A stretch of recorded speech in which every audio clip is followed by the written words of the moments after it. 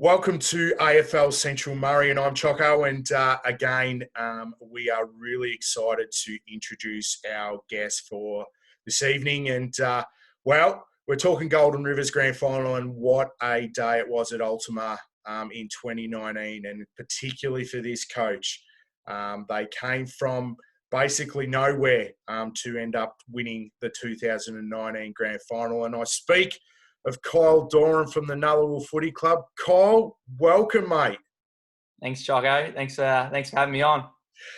Mate, Grand Final 2019, I know it's a little bit, I wouldn't say it's a long time ago, but tell us a bit, mate. You finished the season in second, 14 wins, 2 losses.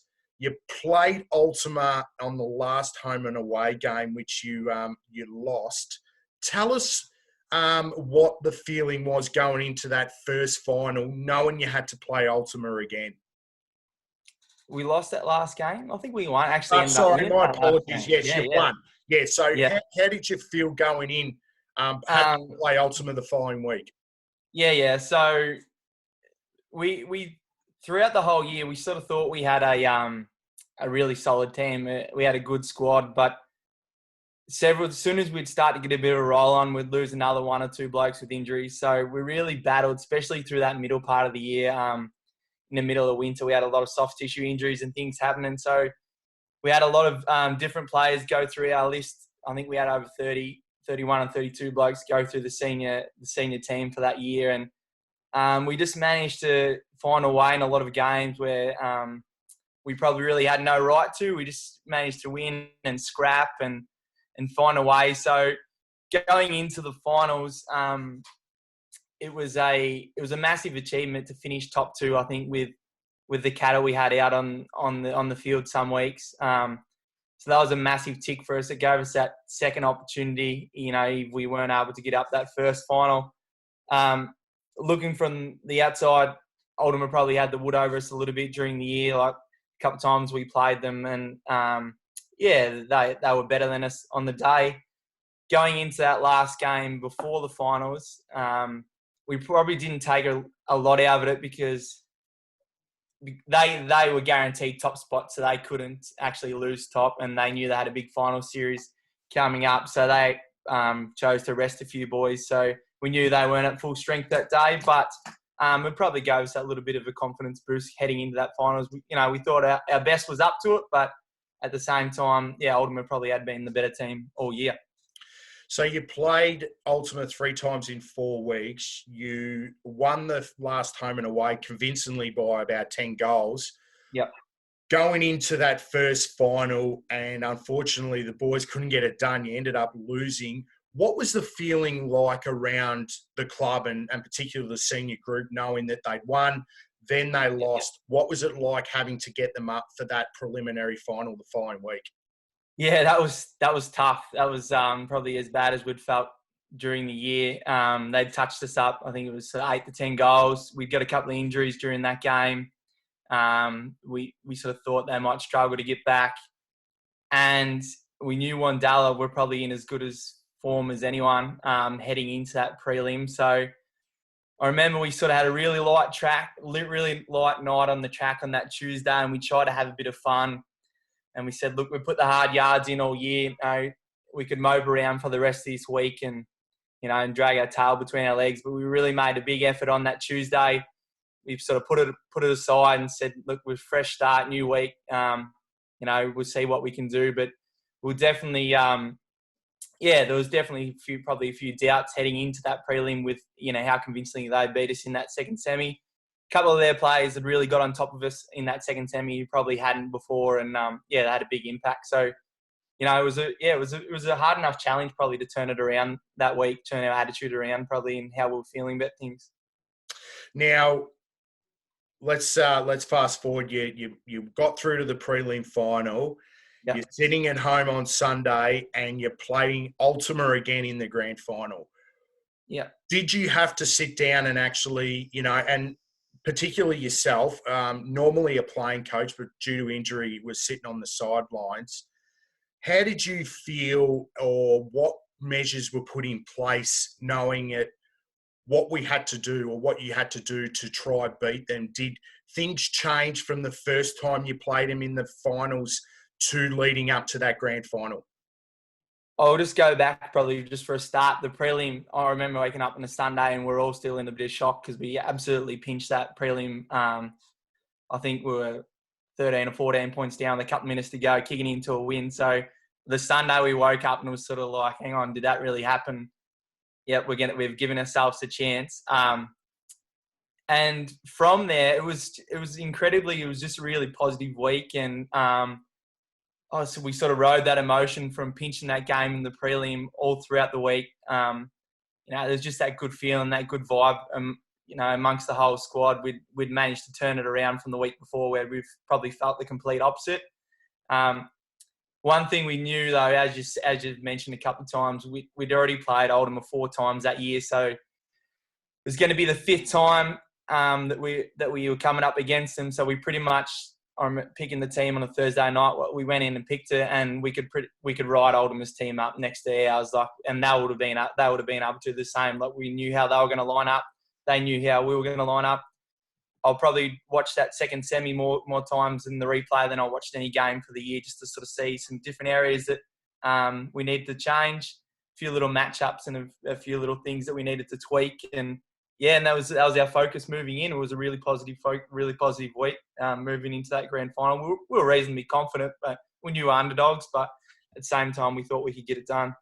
So going into that grand final, obviously, for the people that don't know, the grand final was played at Ultima. You would say home ground advantage, but it's pretty neutral. Mate, what was the message leading into that grand final? And knowing the fact that they'd pretty much had one game into a grand final, you were playing 2 games. What was the feeling like amongst the group? Talk about, leading into that grand final. What was training like? And what was the message you were trying to deliver to your players to try get them up for that big game? Yeah, our message was actually really consistent all week. It was we never once spoke about the fact that it was at Ultima because we were in the grand final. We weren't going to, make it that far and then complain about where it was getting played. So we just straight away, that wasn't an issue. We were happy to play him there. We were happy to play him at Tintinder or Macorna, wherever. That wasn't a worry. It was a really positive week, as I said. Training was really good. And our message throughout the week, and it sort of come to fruition a little bit later on, was, as I said, they'd rested probably a handful of blokes in that last game of the year, and they'd won. So they'd gone rest,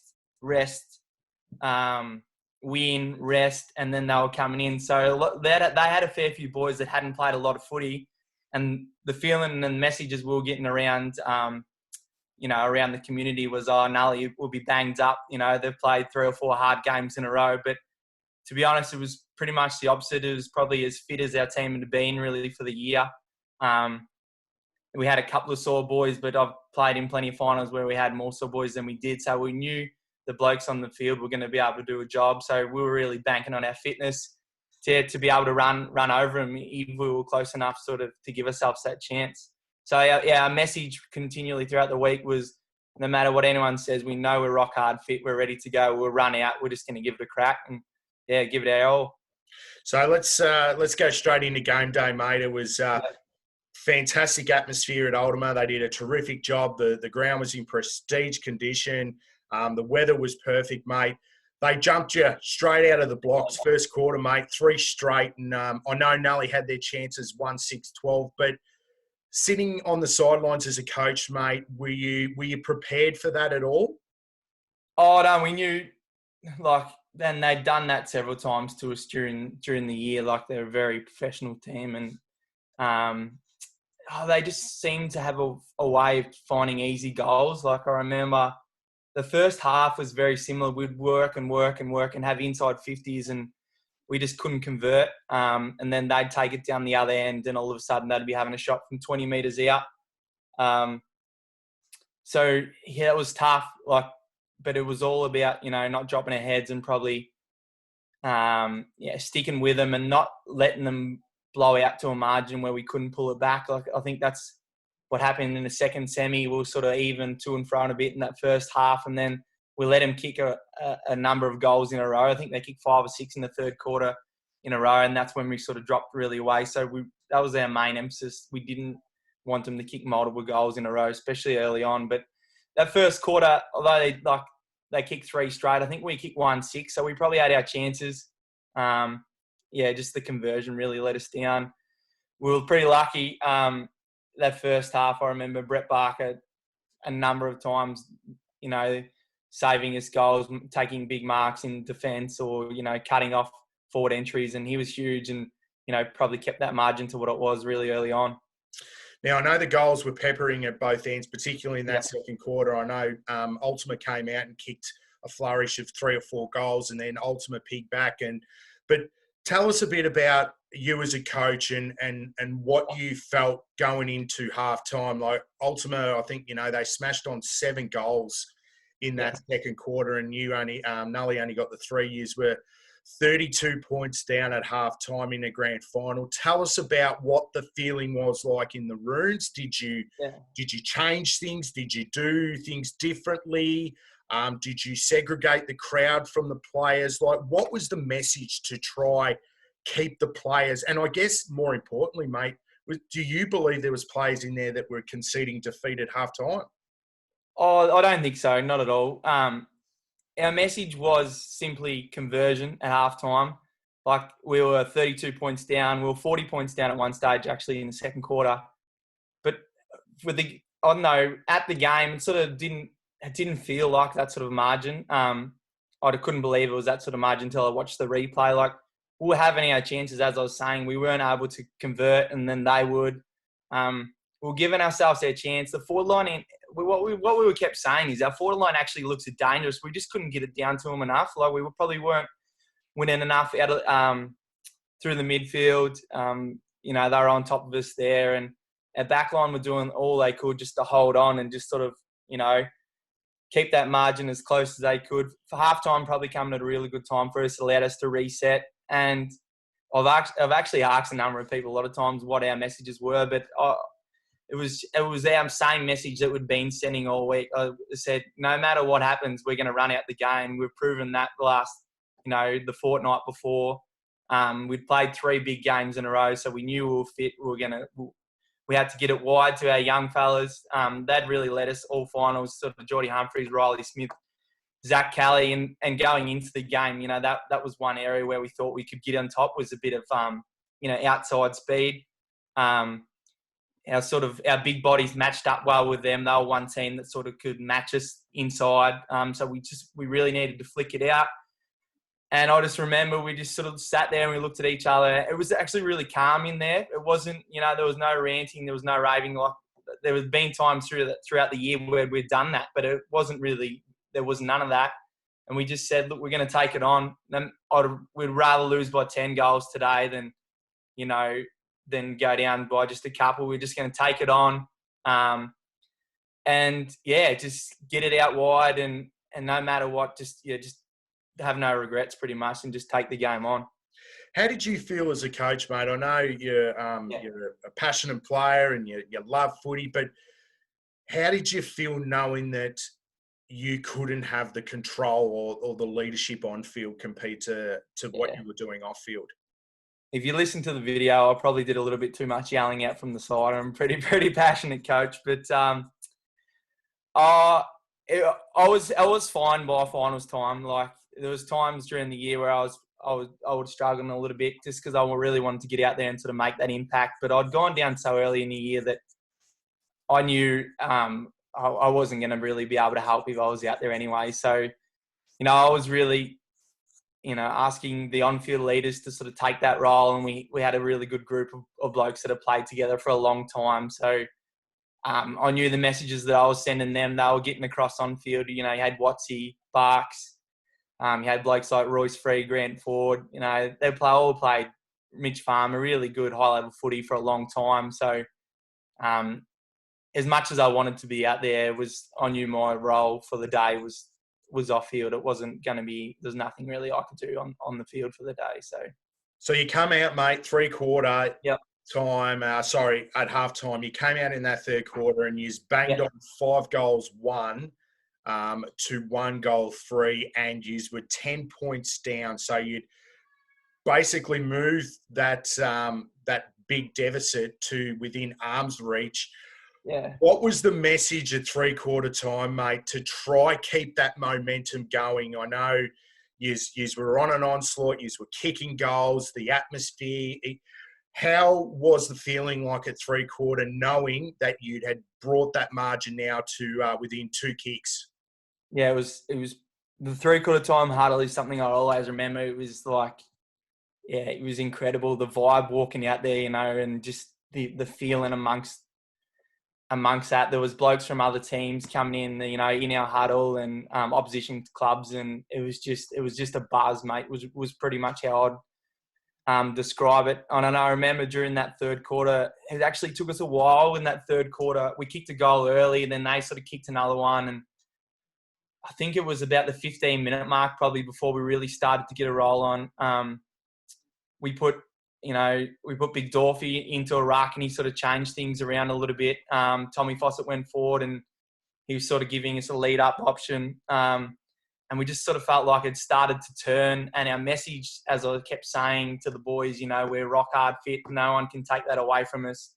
They all started to look around at each other and it was almost like, hey, we're onto something here. They might be sort of starting to stop and we're just keeping going. And it was incredible. I remember going in and speaking, and normally at three-quarter time we go sort of mids, backs, forwards, and we've got our leaders in each line. I don't know what was happening. It was just sort of that pumped up amongst myself. I remember walked out there and we didn't even do it. It was just like, everyone in a huddle together, and we spoke, and it was just the feeling amongst the crowd there. All of a sudden, we were back out in our positions, and I sat down, and I looked over, and Oldham was still talking. Like, it was probably the quickest three-quarter time huddle that I reckon we'd had for the year. And it was just that sort of, we didn't really want that momentum to stop. We were like, this is it.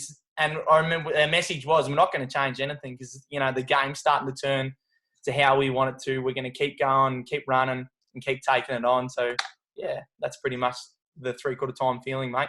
And it, obviously that belief amongst your playing group and yourself as a coach, obviously, it basically went out onto the field because they kicked 8 goals too, Nully, and pretty much when in that last quarter that you knew that the premiership was yours. When in that moment you thought, we can't be beaten here, we got this. Was there a moment that just thought, geez, this is remarkable? Well, we kicked a couple of goals straight away in that last quarter, which, got us back to the level peg. And we sort of looked at each other, thought we're on here. But I think Geordie Humphries kicked a goal from the back flank where he ran and took 3 or 4 bounces. And there was sort of, I remember there was just 3 or 4 blokes running like 40, 50 metres to put a shepherd on. And he's just dodging in and out, and he sort of kicked the goal and celebrated to the crowd, and I thought, gee, we're going to take some rolling here now. That was probably the moment that I first let myself think about it. But then straight away I was like, nah, don't go there. And then about a couple of minutes later, I think Mitch ran into an open goal, and I could hear you yelling from the top of the grandstand saying it's all over. And yeah, that was it was crazy, mate. So it was probably when Geordie kicked the goal, but I didn't let myself fully think it until a couple of minutes later. But yeah, it was amazing. It was it was a bit of a miracle, really, and something we'll always remember, that group of players and the whole town probably. So talk about the last 5 minutes. Obviously, the game was pretty much out of reach. Yeah. It was a manage of just soaking up. What were the emotions or the feelings like of yourself? You're a proud Nullawil person. Yeah. You've been a captain. Your old man's been entrenched in the club. Your whole family. What was the feeling like knowing that, I've captained this club to a premiership and now I'm going to be a coach of a premiership side? How did you feel in yourself, mate, when knowing that was going to happen? It was probably, I was probably more happy and probably emotional as a coach winning it than a player. I don't know why. It was sort of just that different feeling. yeah, it was obviously Nully. It's been a huge part of my life, and played my whole career there. And it was just looking into the crowd and seeing some of the the old timers and that, a bit of a tear running down their cheek and things. It's a pretty cool feeling to have. I remember, in that last couple of minutes, I really there was a couple of boys. It was their first granny, and I was doing everything I could to make sure they were on the field. I remember Matty Harrop played an unbelievable game, and he'd sort of left at different times and left Nully and gone back to Boga, and he'd missed out on flags. And he'd actually done his hamstring in that last quarter, and I was doing everything. I said, mate, I want you to be on the ground when the siren goes. And he's sort of just looking at me half with, just that glint in his eye, and he's like, yep. And 40 was another one who he was probably in doubt during the week, and he'd been huge help for me during the year, and, one of my good mates, and I really wanted him to be out there. He was sore, but I was just really trying to make sure the right people were out in the ground. And we had a couple of moments, just this Scotty Matsiski and Ralphie Pollington and we were the selectors. And I remember just as the siren went, just sort of standing with those boys, and it was crazy, mate. It was, Explain sort of that. Makes my voice cracking out talking about it. Well, mate, I can see it, but and that's the great thing about our sport, and that's something that we thrive that we wish that we were doing it, particularly with the circumstances. But mate, can you remember when that siren sound and what was your first reaction? I remember looking over and seeing the president going on a mad dash out to the centre of the ground with his arms outstretched, and he gave me nothing. So I went back to Royce Free. But then, mate, I'm a backman at heart, and I'm a true backman. So I just ran straight to the defenders and got amongst them boys. So, we're pretty close. All the sort of back 6 or 7 played a lot of footy together for the last probably 10 years, and hasn't changed a lot. So I remember running there first, got around them, and then, it was sort of mayhem, mate, just around each other. And, it's, I don't know, it's that's sort of 5-10 minutes after the siren blows when you've won a grand final is probably that's as good as time as you're going to get. So just so many different people hugging and kissing you, and it's good. It's good feeling, mate. So as a coach coming into a new season, you kicked 13 goals in that second half. You ran away with the game. You turned a 40-point down to a healthy margin win. Have you taken anything out of the game as a coach? Have you learnt more about yourself? Have there been things that you've done going into, obviously, the upcoming season? How have you used that as a learning tool for yourself?